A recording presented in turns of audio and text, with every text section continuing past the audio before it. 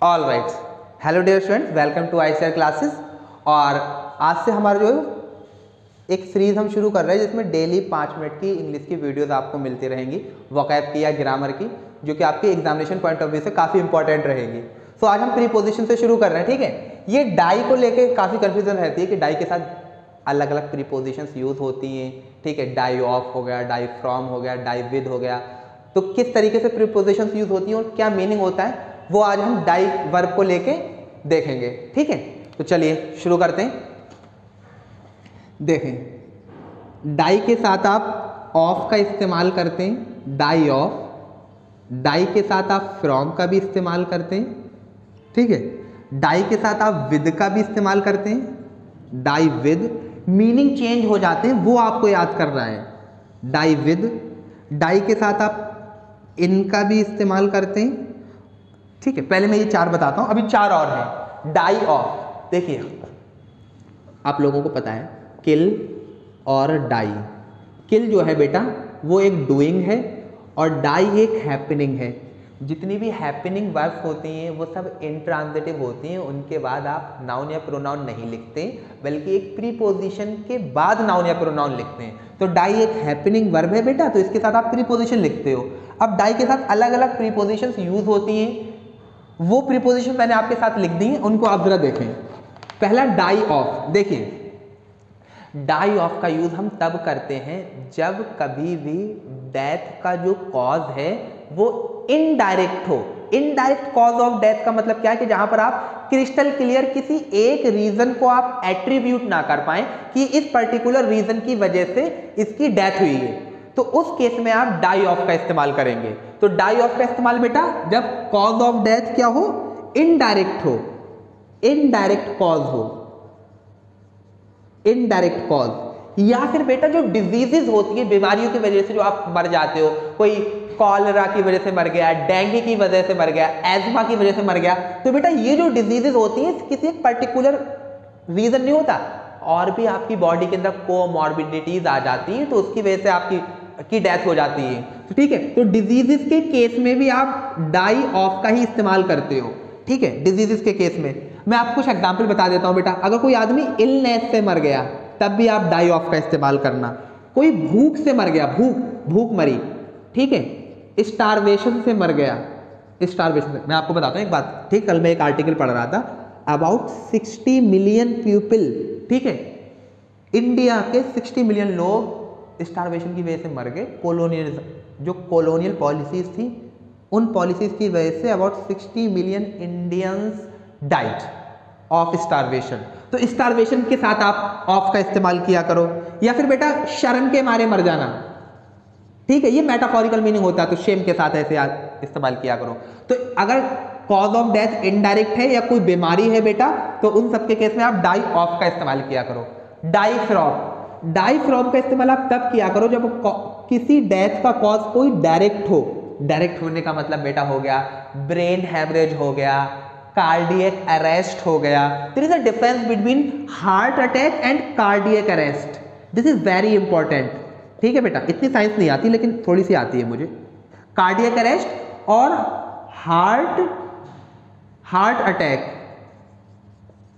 Heart attack बेटा, cardiac arrest के case में आप फ्रॉम का इस्तेमाल किया करो और हार्ट अटैक के केस में ऑफ का, ये बात याद रखना। अब थोड़ी बहुत जाके डिफरेंस आप देखोगे तो आपको पता चल जाएगा। मैंने ग्रामर बता दी कि कार्डियक अरेस्ट के केस में फ्रॉम का ये डायरेक्ट कॉज है और हार्ट अटैक के केस में ऑफ का, ठीक है। कोलेस्ट्रॉल वगैरह बढ़ जाता है, बाकी चीजें हो जाती है, तो कार्डियक अरेस्ट, ठीक है, डायरेक्ट कॉज में कंसीडर किया जाएगा। देखें बेटा, जैसे कोई आदमी बेटा डायरेक्ट कॉज हो गया उसकी वजह से, या कोई आदमी इलेक्ट्रोक्यूशन की वजह से मर गया। इलेक्ट्रोक्यूशन का मतलब आपको समझ में आता है बेटा, करंट की वजह से मर जाना, ठीक है। या किसी ने बहुत ज्यादा खा लिया, ओवर ईटिंग, ठीक है, या ओवर ड्रिंकिंग।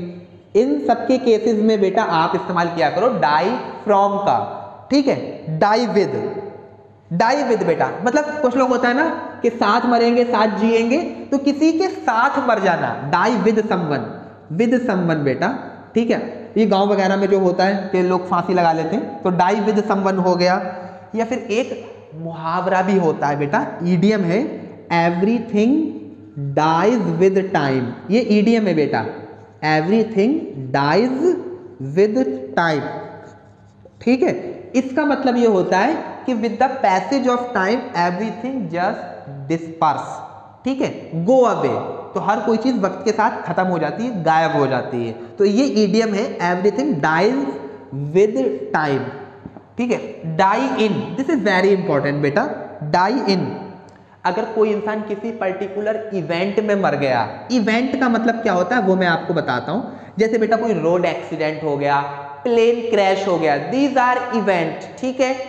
तो इवेंट में अगर कोई आदमी मर जाता है तब भी हम उस केस में डाई इन लिखते हैं। जैसे road accident is an example of event, ठीक है बेटा, या फिर plane crash is an example of event, plane crash है ना, कोई आदमी इवेंट में मर गया तब आप उसके साथ डाई इन का इस्तेमाल करते हैं।